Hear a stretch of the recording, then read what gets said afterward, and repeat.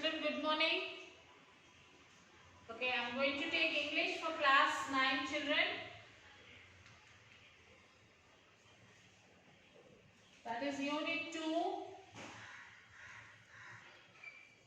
A.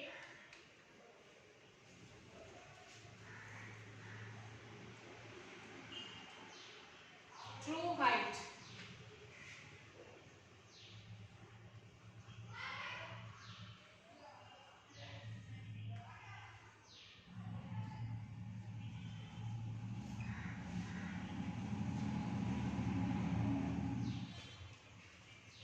In last session, we have learned about the true height lesson, and we learned in that how Michael Stone has working hard to achieve his goal. So every person has a dream. Every person has a dream, should have a dream. If you have a dream, and that too the dream should be in a high, so that our working what do we say, if our dream is high, we will work more hard to achieve it. So automatically when we have a dream, we will have a thought, and that thought will lead to an action means we will work on it. Okay.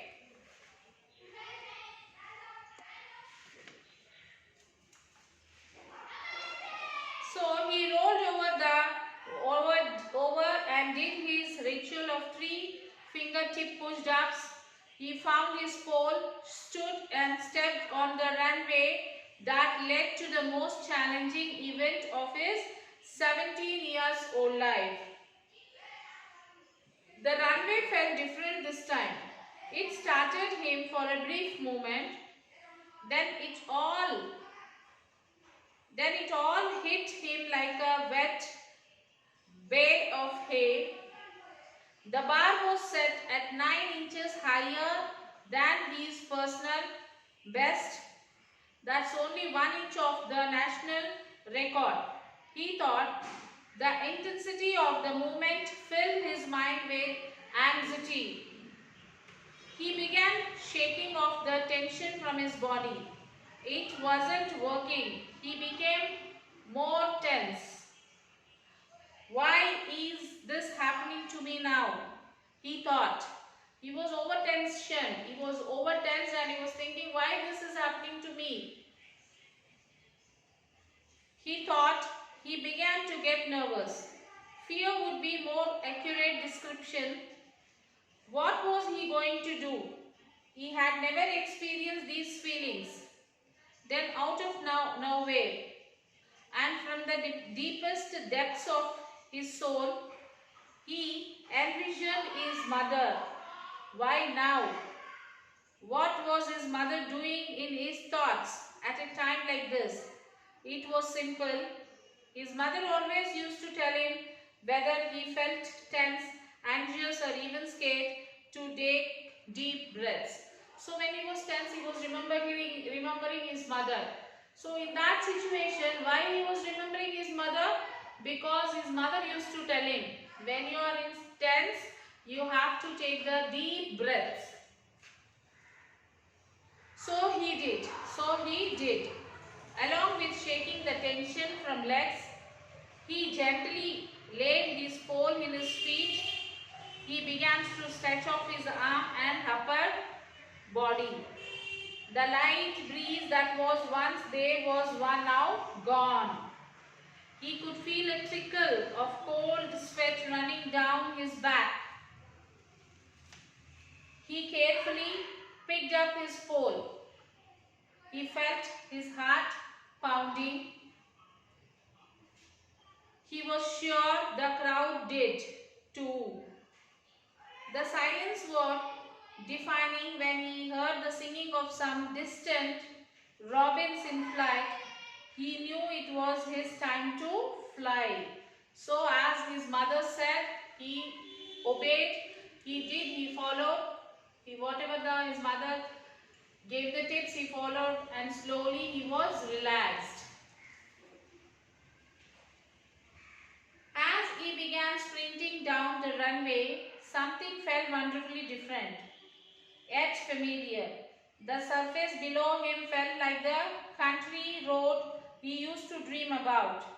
The rocks and chunks of dirt, the vision of the golden wheat fields seemed to fill his thoughts.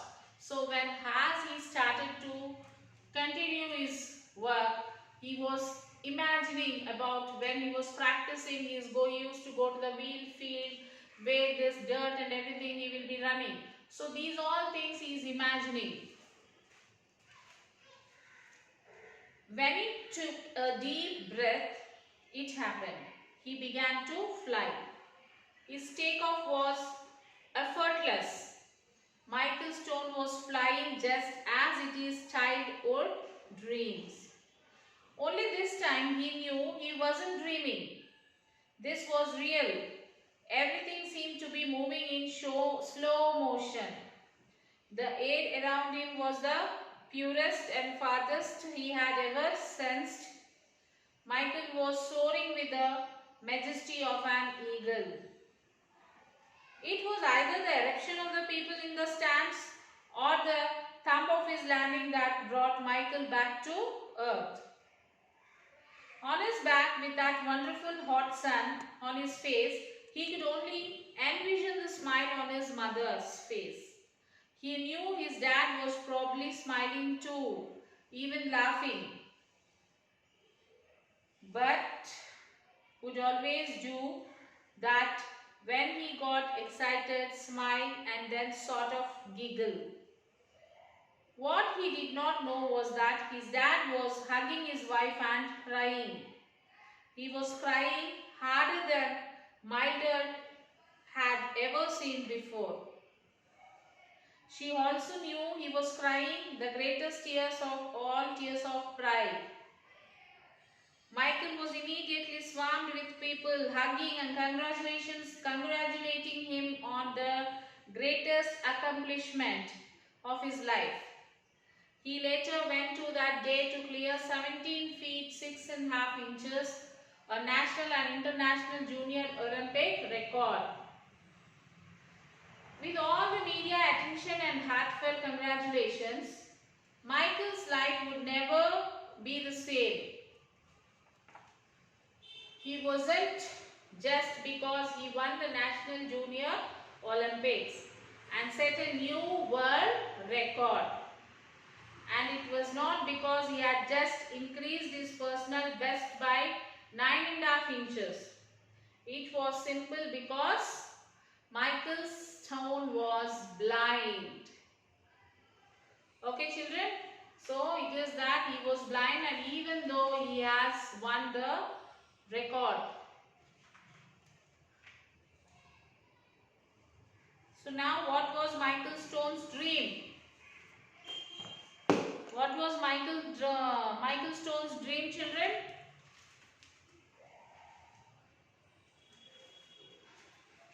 Michael Stone's dream was that he should fly. What was his dream? His dream was to fly. His mother used to tell him a number of stories about flying when he was growing up. When he was childhood, when he was small and when he was growing up, his mother used to tell him a number of stories about flying. Hence, he always dreamed of flying. So, because of that, from that time onwards, he was dreaming of flying. What impact did the mother's stories have on Michael? What was mother's stories? Yes, she used to tell the stories of flying. What impact was on Michael? What was the impact which was on Michael by his mother's stories? Michael's mother read him numerous stories about flying when he was growing up. Her stories were always the ones that described the land from a bird's eye view. Her excitement and passion for details made Michael's dreams full of color and beauty. Because of her stories, Michael dreamed of running down a country road and felt the rocks and chunks of dirt at his feet. Okay, because because of because of his mother's inspiration, because of his mother's stories, he got influenced of that stories and he started working on it. In his dream, he would always outturn the locomotives passing by. Then he would begin flying like an eagle. So he used to fly like an eagle. How did Michael prepare himself to become an Olympic champion?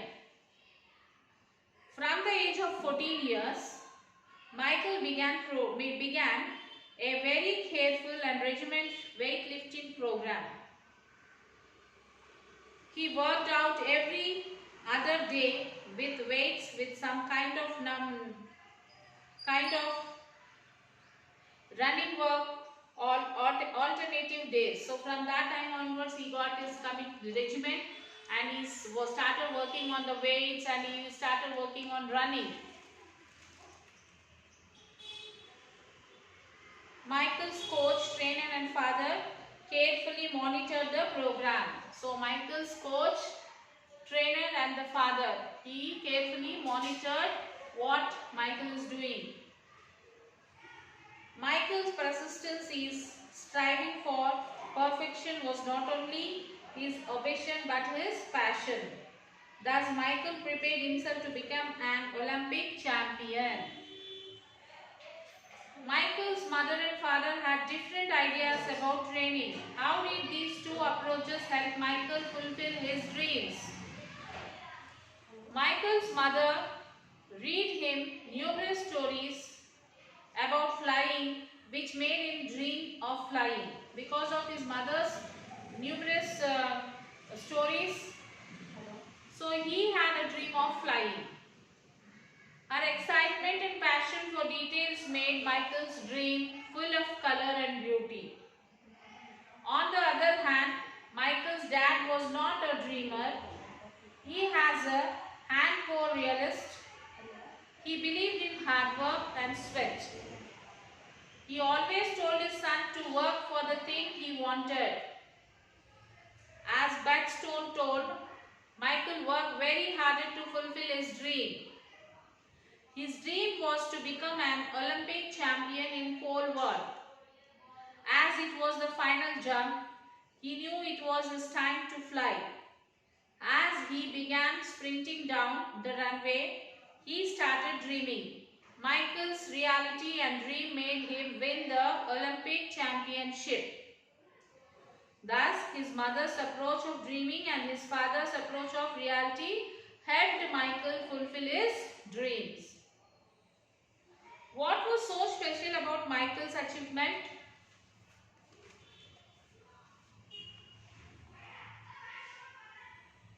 Michael Stone was a blind pole vaulter. Though he was blind, he had increased his personal best by 9.5 inches at the National Junior Olympic and set a new world record. Though he was disabled, he don't allow his fate, and with commitment, courage and grit, he achieved his target. What kind of a person was Michael's father? Michael's father, Bud Stone, was not a dreamer. He was a hardcore realist. He believed on hard work. He believed in hard work and sweat. His motto was that if one wanted something, one should work for it. Who was Mildred Stone? What did she wish? Mildred Stone was Michael's mother. She used to tell Michael a number of stories about flying. Her excitement and passion for details made Michael's dream full of color and beauty. When she saw him working very hard, she wished that he could relax a bit more and be the free, dreaming little boy. How did Michael feel when he met the most challenging event of his 17 years old life.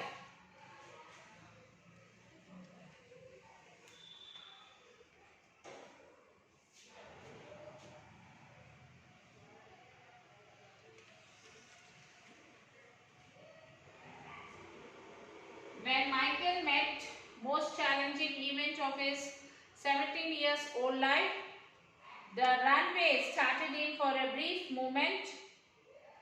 Then it all hit him like a wet bale of hay.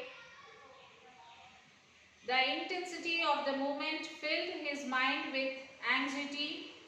He became more tense, he began to get nervous, and he was afraid. What did Michael Stone do to get rid of his tension, anxiety and scare?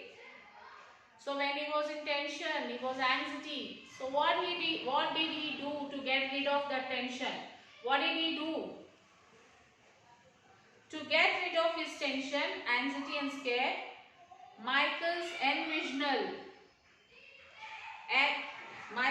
envisioned his mother from the deepest depths of his soul.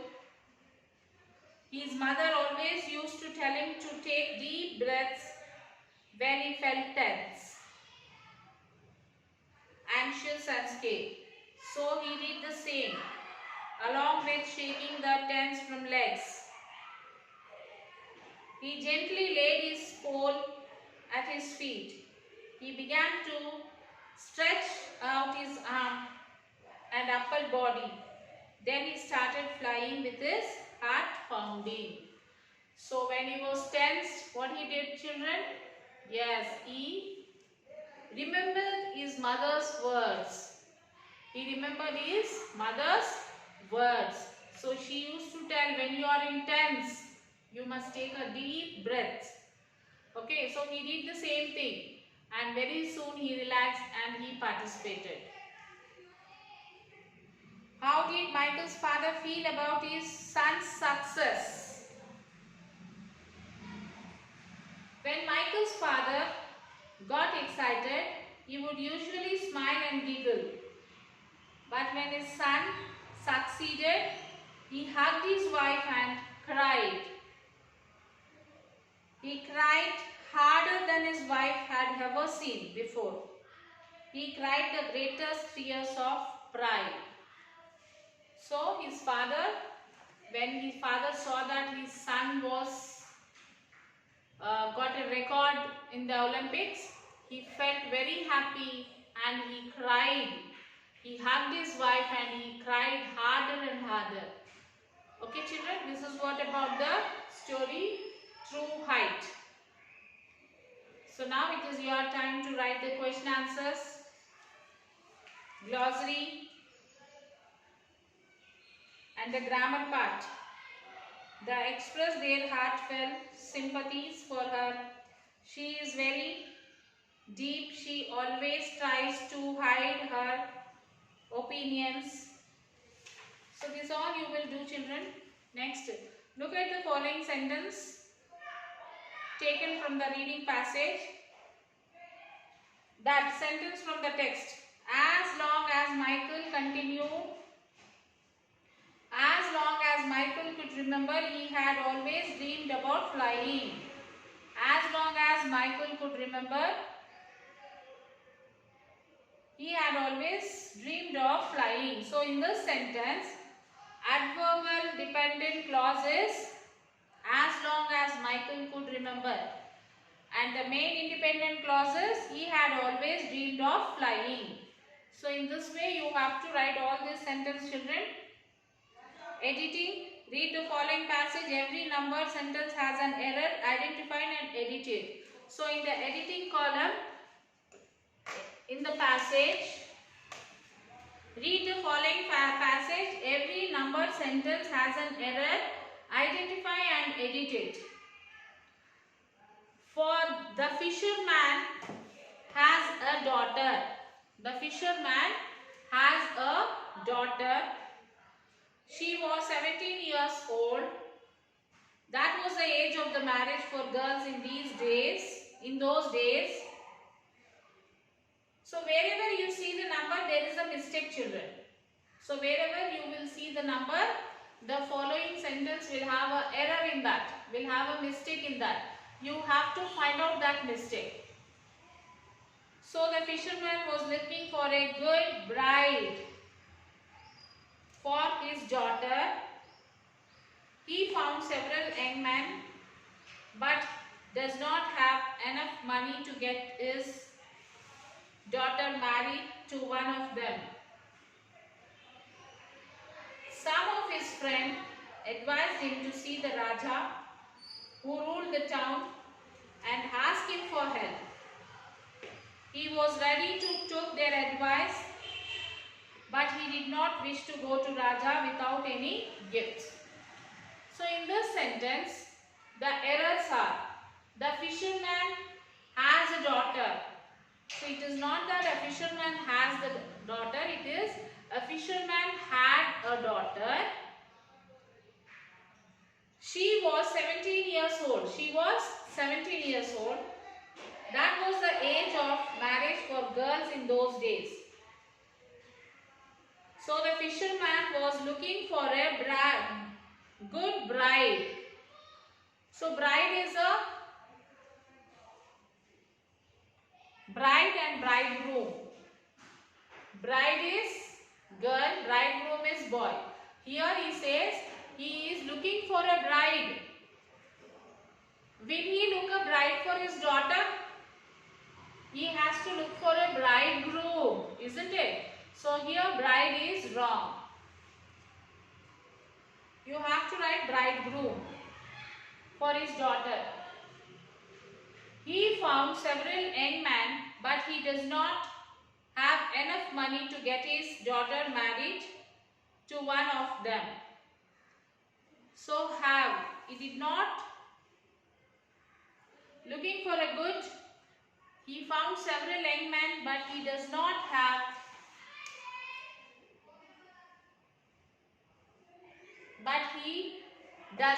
will change into did not. He did not have enough money to get his daughter married to one of them. Okay. Some of his friends will change into one of his friend. Advised him to see Raja who ruled the town and asked him for help. He was ready to look took their advice, but he did not wish to go to Raja without any gift. So in this way you have to find out the errors and you will have to correct it, children. Okay.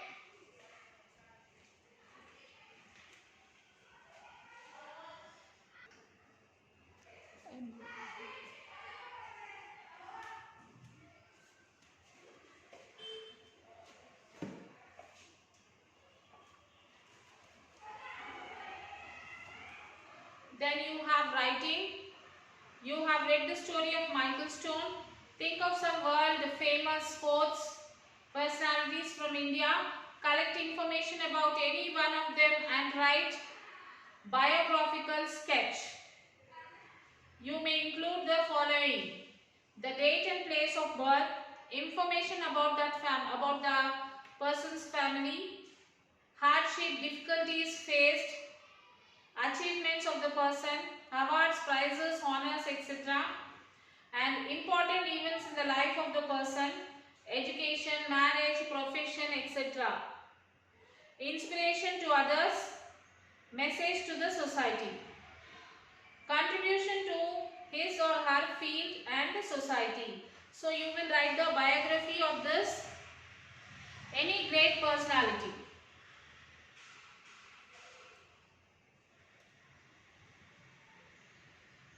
Biography means what, children?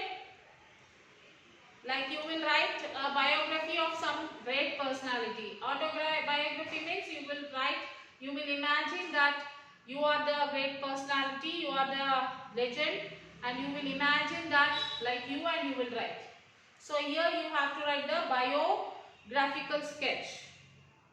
Study skills. You have finished reading the text through height. Write a few lines about yourself. Use the following ideas to complete your summary effectively. What is your goal at present? So you have to imagine yourself and you have to write the summary, children. What is your goal? How could you go about achieving it? To achieve your goal, how could you go? Then, which famous personality would you be inspiration? Which famous personality you will take it as your inspiration? How will achieving this goal benefits you? So, by achieving this goal, what benefits you will get from this? Note, use appropriate linkers. Focus on the words, phrases that express the essence of the text. Present the idea briefly in your own words. Listen to the commentary on a cricket match read by your teacher and answer the question. So here we have some commentary record, I think. Page number 168, children. Cricket commentary. Hello, good morning viewers. This is Sunil Gavaskar with Ravi Shastri.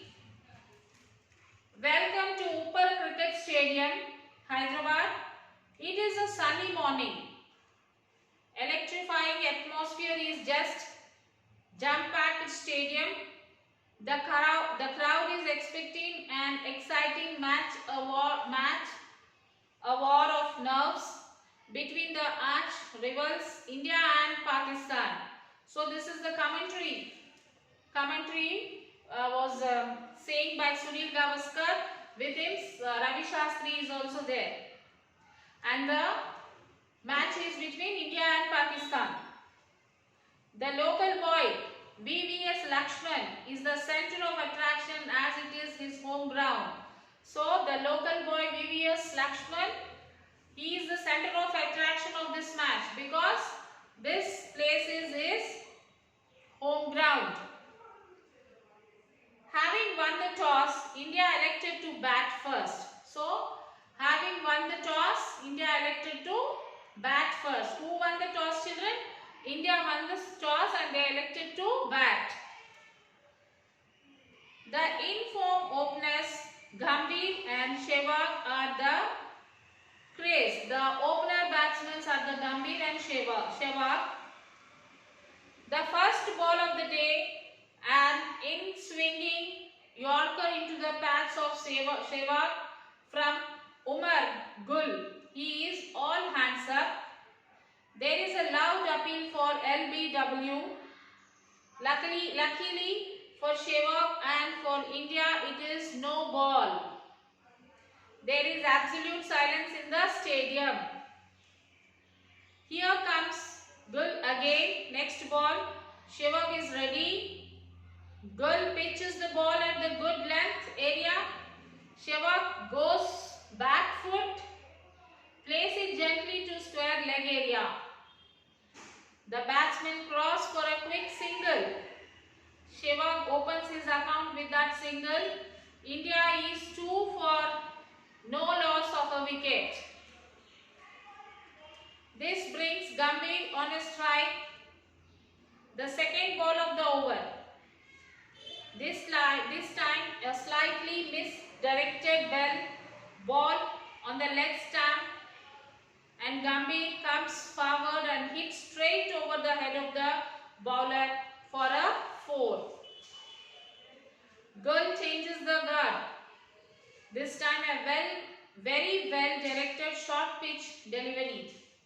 Oh, what a delivery! But Gambhir connects the ball.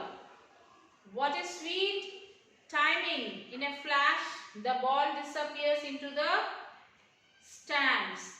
The umpire Steve Buckner declared it a 6. The crowd jumped on their feet. With that, Gambhir quickly moves on to 10 and India 12 without loss. There is a conversation between Gul and Shahid Afridi. It seems the captain has a piece of advice and there is some field adjustment for Gambhir. Now let's see how it works. Umar Gul comes in and bows to Gambhir. What a cracking delivery. It breaks the defense of Gambhir. Oh, the middle stump goes cartwheeling. He is out. Pakistan celebrates. The jubilant girl runs to hug his captain. The crowd is dumbstruck. But the umpire, Buckner, signaled it a no ball. Gambhir survives. A great sigh of relief on his face. How lucky this man is. The crowd comes alive again and cheers up. What an excitement in the very first over itself. The fourth ball of the over. This time it is a slow ball from Gul.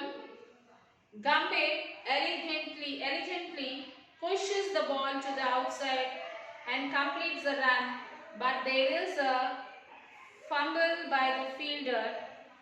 The batsmen try for the second. Will they complete it? Yes. Now the score moves on to 15. Gambhir is on 12. So this is the cricket commentary, children. So when we watch cricket, the commentary will run like this. Okay. Now take only the correct ones from the statements given below. Sachin and Gambhir opened the Indian innings. Sachin and Gambhir opened the Indian innings, children. Only the correct ones from the sentence given below. Only for the correct one you will take. If it is wrong, leave it. Sachin and Gambhir opened the Indian innings. It is wrong. Not Sachin and Gambhir. Sachin and Sehwag were the openers, isn't it? So leave it. Umar Gul opened the Pakistan's attack. Yes? Yeah. Lakshman is one among the Indian squad. Yes. Gul bowled out Gambhir. No. India is 15 without loss after the fourth ball of the first over. Yes. Answer the following questions. Which two world teams of cricket do you like? Why? Who are the openers? Who are the commentators?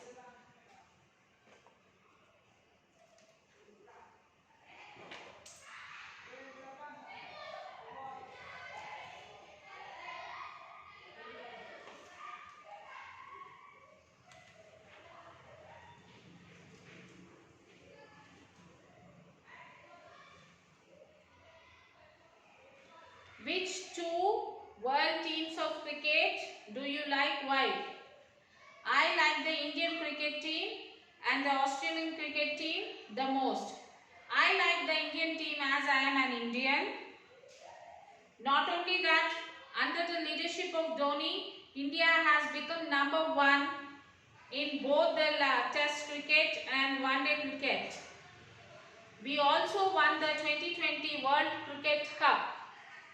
I like Australia cricket team because of their skill and professionalism. Okay, who are the openers? Gambhir and Sehwag are the openers. Who are the commentators? Sunil Gavaskar and Ravi Shastri. Okay. Now next one is complete the scoreboard given below. India versus Pakistan. Sehwag, run scored, number of balls, 4 sixes. Gambhir. So you can do this, children. Oral activity. Imagine you were listening to the commentary. Your father came there and reminded you of the ensuing examinations. He said, listening to cricket commentary is a waste of time. Now, develop a conversation between you and your father and role play it. So imagine that you are sitting and you are seeing the cricket and listening to the commentary, and your father came and he said that you have the exams, listening commentary is not good, so you have to study, he said. So you write a small role Raju and you. I am listening to cricket commentary. Dad, it's really very interesting. Father, listening to cricket commentary is a waste of time. I have told this so many times, but you are doing the same. You. Please, Dad, allow me to listen to the commentary. Father, but Raju, your examinations are fast approaching. Don't you want to get good marks? You. Yes, Dad, I would definitely get above 90% of marks in all the subjects. I have been preparing very well for the last 15 days. Father, you can't bring back even a second you have wasted. So please use the valuable time in a proper way. You. Thank you, Dad, for giving me such a good piece of advice. The cricket commentary will come to an end within half an hour. I will go back to my studies as soon as the commentary is over, Dad. Father, okay, you can listen, but you have to keep your promise. You. Thank you, Dad. I will do what I say. So this is how a role play will be. Okay, children. Now you will have to write all the question answers, all the grammar part which I have explained you. All these you have to write in your classwork and send it to the school mail ID. Okay, children. The school mail ID is myschoolmyhomework@gmail.com. You will send your classwork to the mail ID through mail. Okay, children. So we'll meet you in the next session. Till then, take care, children.